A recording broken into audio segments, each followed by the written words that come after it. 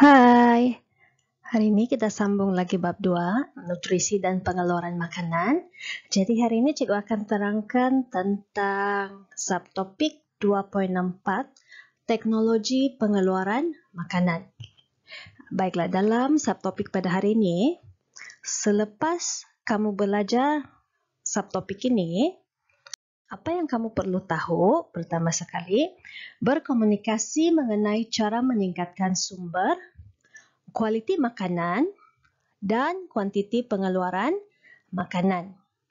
Kemudian yang kedua, menilai penggunaan racun serangga dan kawalan biologi dalam meningkatkan kualiti dan kuantiti pengeluaran makanan. Sedikit saja nih. Jadi yang pertama sekali, teknologi pengeluaran makanannya. Jadi teknologi pengeluaran makanan ini dia diaplikasi dengan tujuan untuk menyelesaikan masalah kekurangan bekalan makanan sedunia. Jadi antara langkah yang diambil dalam teknologi pengeluaran makanan ada 4 langkah. Termasuklah yang pertama, meningkatkan kualiti makanan. Kedua, meningkatkan kuantiti pengeluaran makanan. Dan yang ketiga, menghasilkan dan menggunakan baka yang bermutu.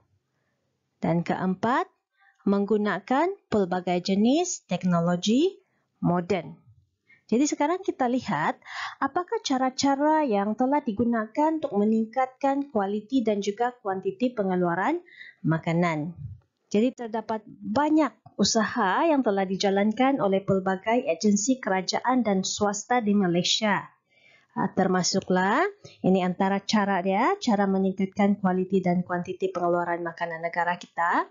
Jadi penggunaan teknologi moden, pendidikan dan bimbingan kepada para petani, penyelidikan dan pembangunan, penggunaan tanah dan kawasan perairan secara optimum, pengurusan tanah yang cekap dan juga penggunaan baka yang bermutu.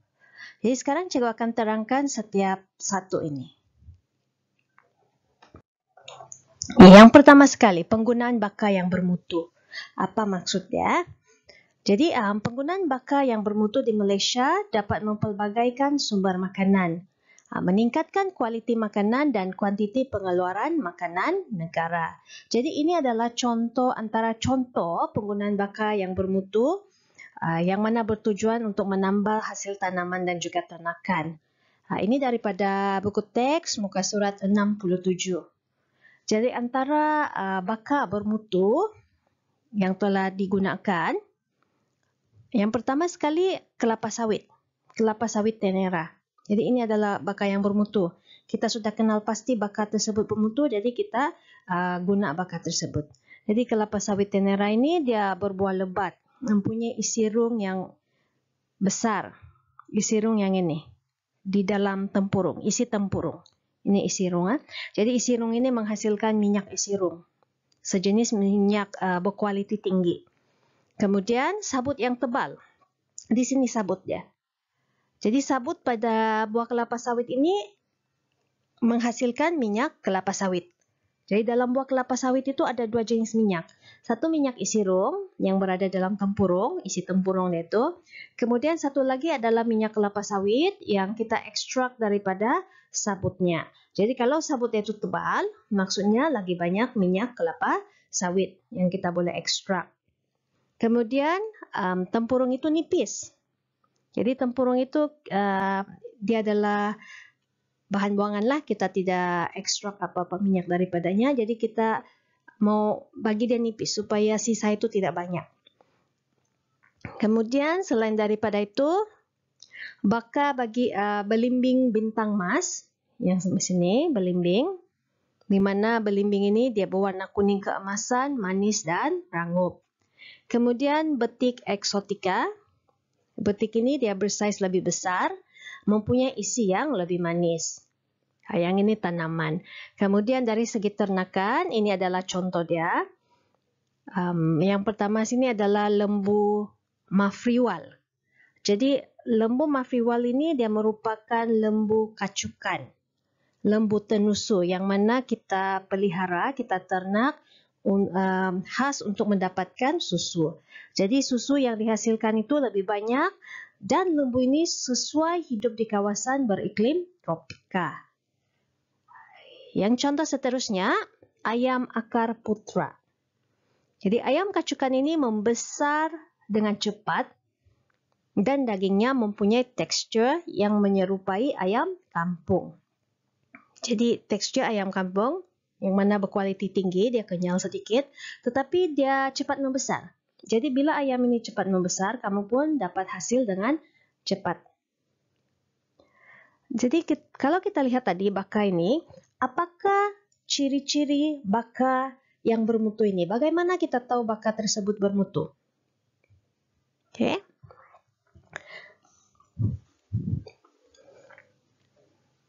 Nah, ciri-ciri baka yang bermutu, pertama sekali cepat tumbuh dan matang,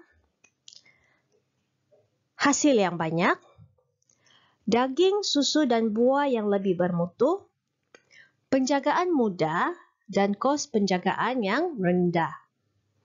Kemudian mempunyai rintangan yang tinggi terhadap penyakit, serangga perosak dan juga cuaca yang melampau. Jadi semua baka-baka yang bermutu ini dia bukan wujud secara semula jadi.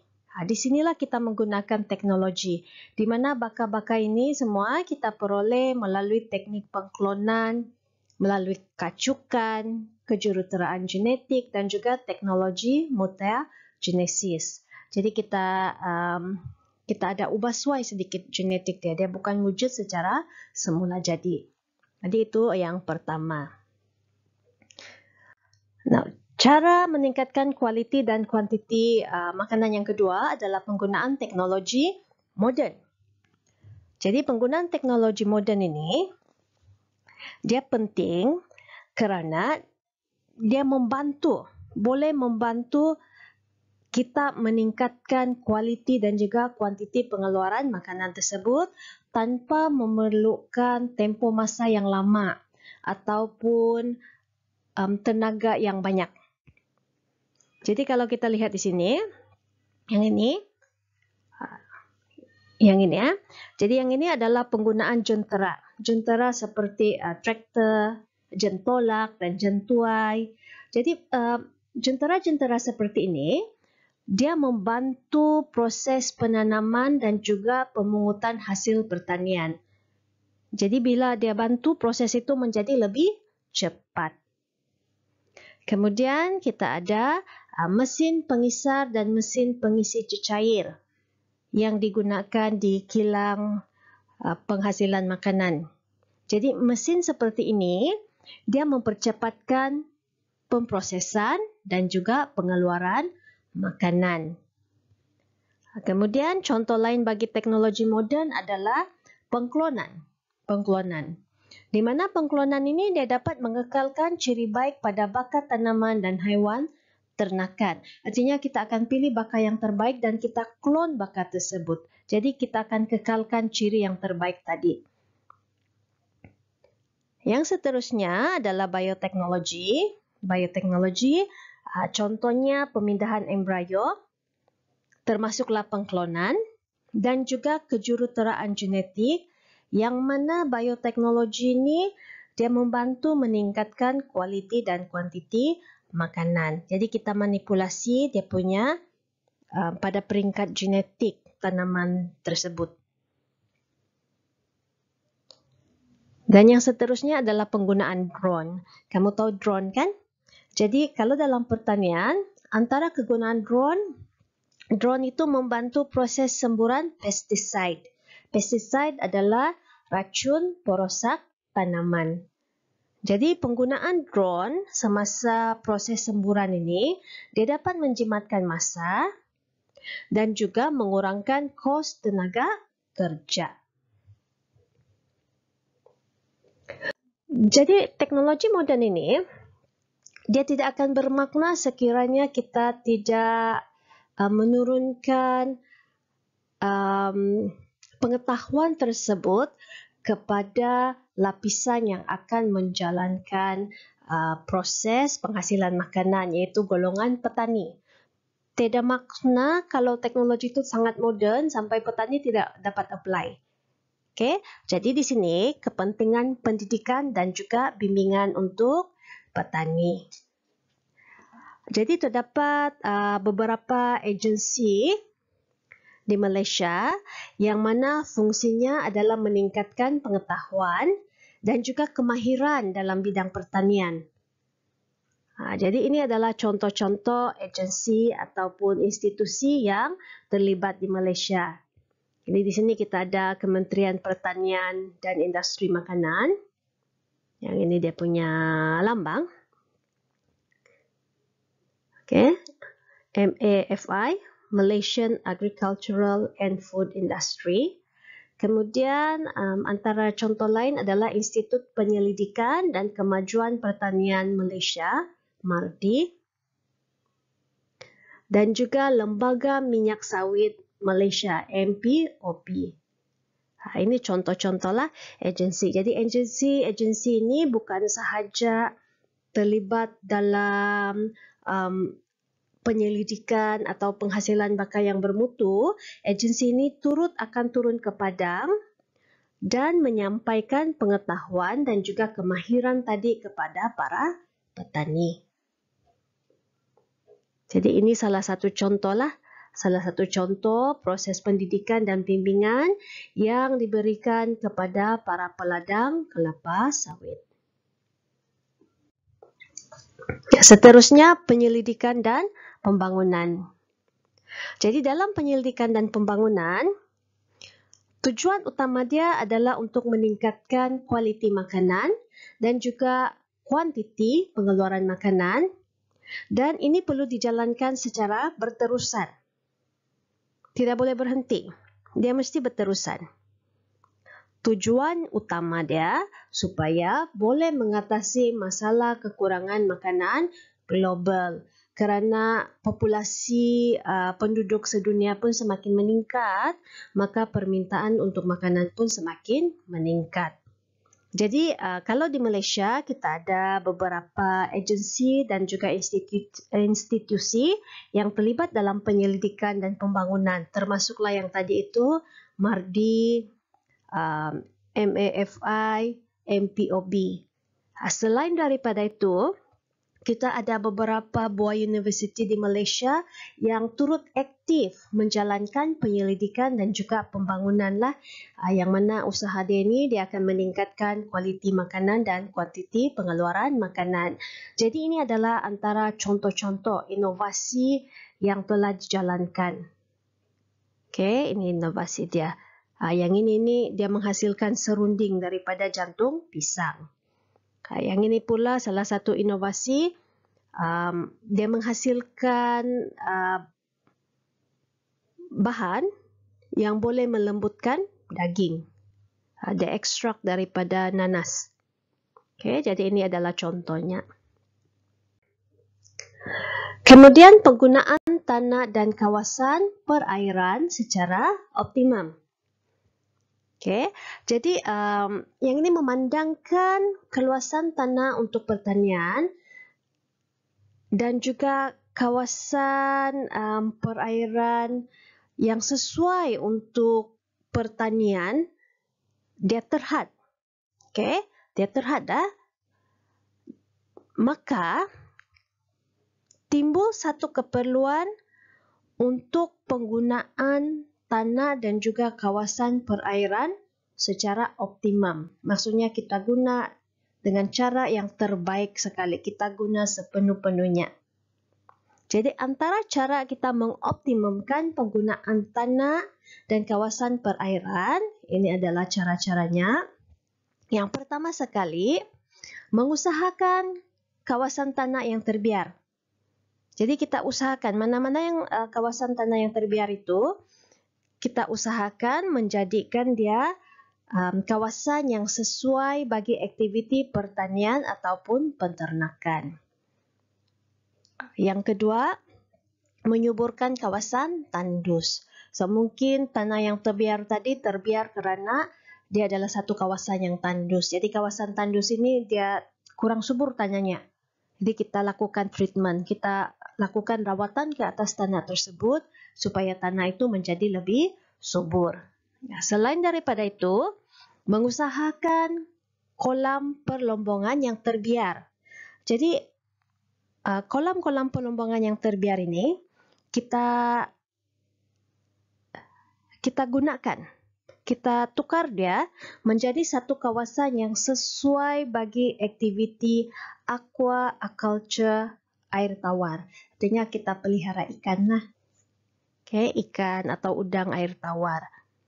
Kemudian yang seterusnya, mengusahakan kawasan tanah paya yang mudah dibanjiri air laut supaya menjadi kawasan yang sesuai bagi aktiviti aquaculture marine. Jadi yang ini untuk menternak hidupan laut di sini. Kalau yang tadi, yang ini untuk hidupan air tawar. Yang ini untuk hidupan air laut marine. Seterusnya, membina empangan dan tali air untuk tanah pertanian atau penternakan yang kekurangan bekalan air. Jadi ini banyak di Malaysia lah kawasan padi itu kita bina empangan, tujuan dia untuk menyediakan sumber air. Kemudian ini salah satu, this one quite interesting lah. Ini dalam buku teks. Jadi salah satu lagi cara kita gunakan kawasan perairan itu bila tanah ini tidak cukup, kawasan tanah ini terhad, kita menggunakan teknik pertanian yang tidak menggunakan tanah. Jadi yang sebelah sini, ini adalah aeroponik. Aeroponik ini kita menggunakan udara. Jadi ini adalah pump nutrien. Air di sini mengandungi nutrien. Sini tanaman dia. Jadi tanaman dia itu akan menyerap melalui udara. Ada proses di sini. Oke, ini aero. Aero ni maksudnya bukan aeroponik. Maksudnya udara lah. Oke, penanaman menggunakan udara. Kemudian yang di sini pula hidroponik. Jadi ada beza dia ni. Hidroponik kita rendam akar tumbuhan itu secara langsung di dalam larutan yang mengandungi nutrien yang ada baca. Kalau yang ini tidak. Oke, jadi itu beza dia. Itu salah satu cara lah. Oke, yang seterusnya pengurusan tanah yang cekap. Oke, jadi pengurusan tanah yang cekap dia melibatkan penggunaan pelbagai pendekatan. Tujuan utama dia pertama sekali untuk mengekalkan kesuburan tanah. Kedua, meningkatkan kualiti hasil tanaman. Dan yang ketiga, meningkatkan kuantiti hasil tanaman. Jadi pendekatan untuk pengurusan tanah yang cekap seperti dalam raja inilah. Ini contoh-contoh pengurusan tanah yang cekap. Jadi yang di sini kita ada contoh yang pertama adalah konsep penggiliran tanaman. Penggiliran tanaman. Bergilir-gilir, artinya kamu tanam bergilir-gilir. Jadi tahun pertama itu mungkin di sini kamu akan tanam tomato. Selepas sudah kamu habis tuai, tahun kedua kamu ganti. Sini sayuran. Tahun ketiga pula, selepas kamu sudah tuai tadi, kamu akan ganti lagi pula dengan jenis tanaman yang lain. Jadi konsep ini dia adalah berdasarkan kepada pengetahuan bahawa setiap tumbuhan keperluan nutrien dia berbeza. Dia akan menyerap setiap nutrien itu pada kadar yang berbeza. Jadi kita memberikan ruang dan masa kepada tanah itu untuk pulih kandungan nutriennya. Cara lain melalui tanaman campuran. Beza penggiliran ini dia bergilir-gilir. Kalau campuran, dalam satu masa itu kita tanam lebih daripada satu jenis tanaman pada tanah yang sama dalam satu masa. Itu tanaman campuran. Kemudian penanaman teres. Jadi penanaman teres ini satu kaedah penanaman yang mana kita mengikut bentuk muka bumi. Okey, kita mengikut bentuk muka bumi begini. Jadi tujuan dia untuk mengelakkan hakisan tanah.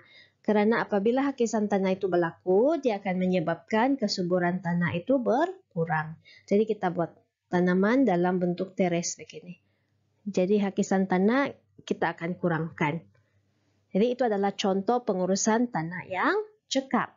Jadi habis sudah untuk apa ni tadi tu? Cara meningkatkan kualiti dan kuantiti pengeluaran makanan negara. Jadi kita pergi kepada yang seterusnya. Yang seterusnya ini melibatkan penggunaan racun serangga.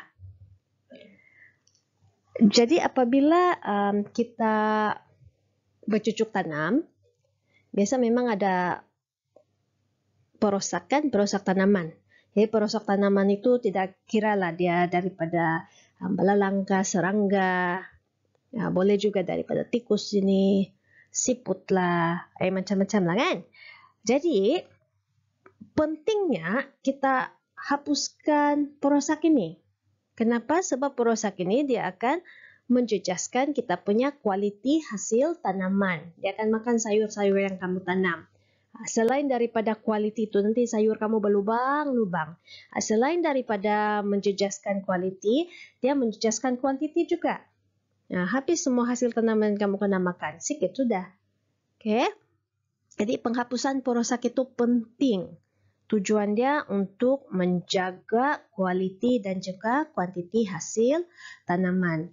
Jadi kebiasaannya, kalau kita punya normal practice, kita akan gunakan racun perosak. Contohnya racun serangga. Ini paling senang lah. Kita gunakan racun serangga untuk mengawal populasi perosak. Ini paling mudah, spray sahaja. Ini sering kali kamu nampak kan?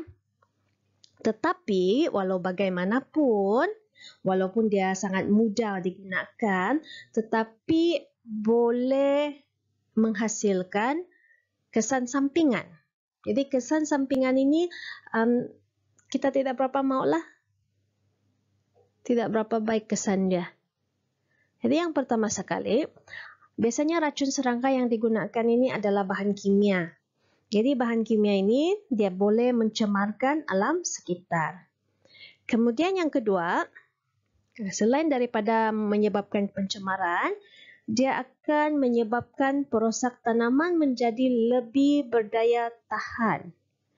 Maksudnya perosak ini, yang tadi ini, apabila kamu selalu gunakan racun perosak yang sama, lama-lama dia build itu resistant.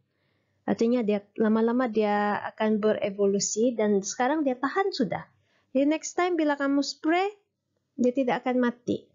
Jadi terpaksa kamu guna dos yang lebih tinggi, sukatan yang lebih pekat dan seterusnya sampai satu tahap racun yang sama itu tidak berkesan sudah. Kamu kena cari lagi racun yang lain. Itu adalah peningkatan daya tahan perosak tersebut.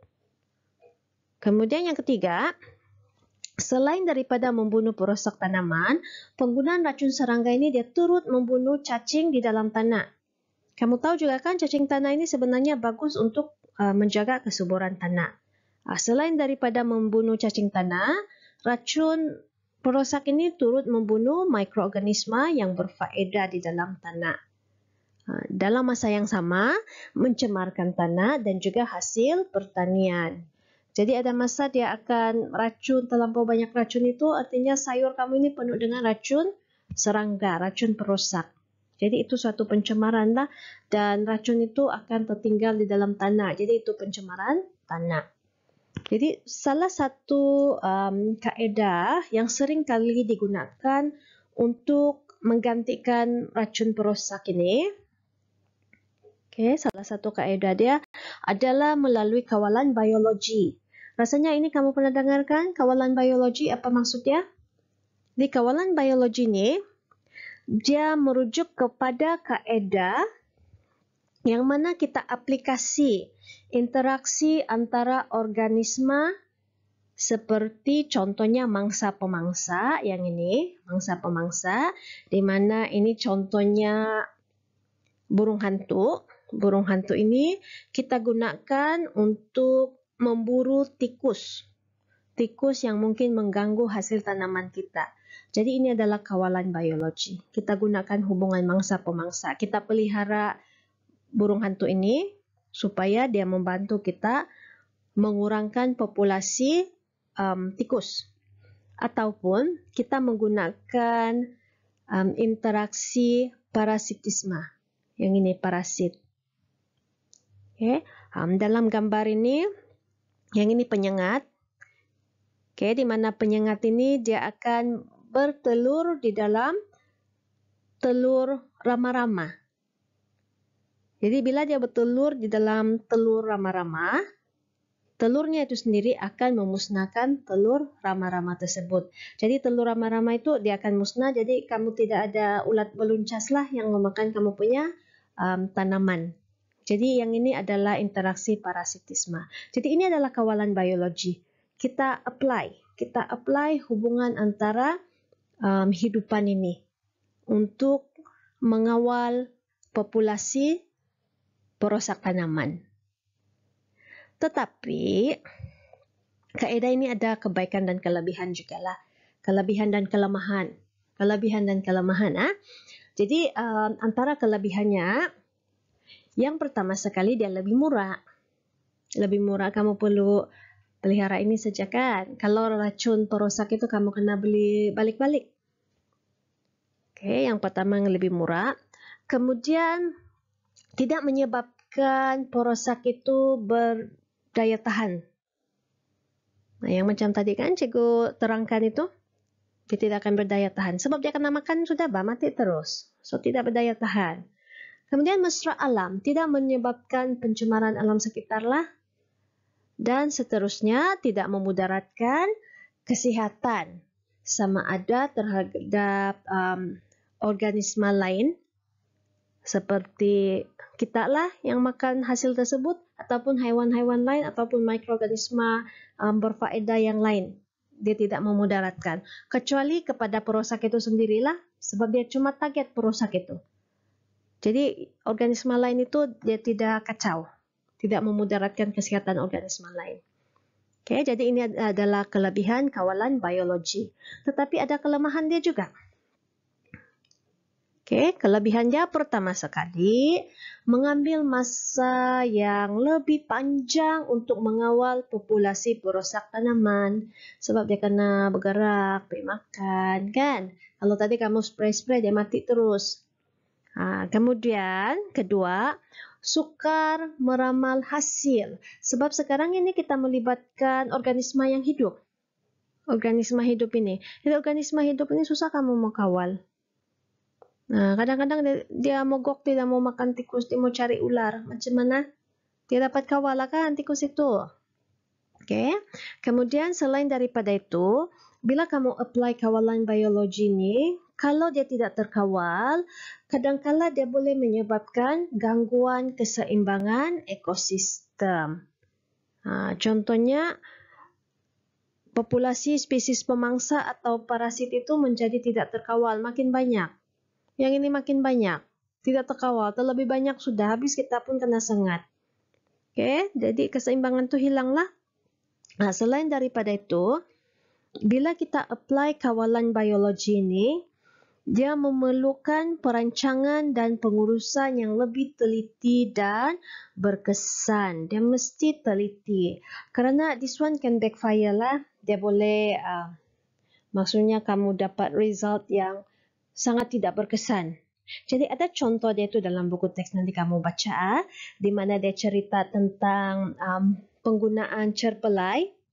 Ada di buku teks kamu muka surat 74 Ini dia gunakan cerpelai tadi untuk mengawal populasi tikus di sebuah ladang tebu. Yang ini di Hawaii, bukan di Malaysia. Tapi penggunaan ini gagal.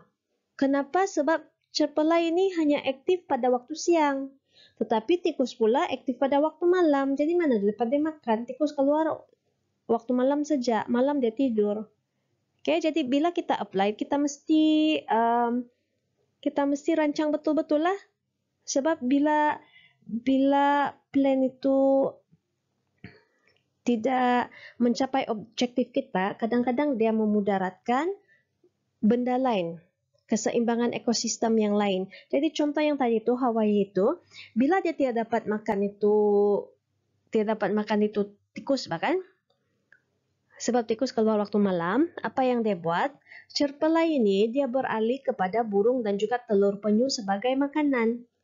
Jadi tidak berkesan kawalan biologi dia di sana.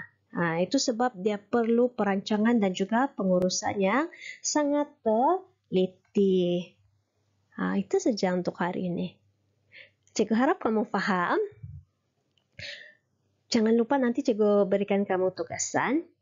Ada soalan, tolong tanya. Itu saja hari ini. Okay, thank you. Bye.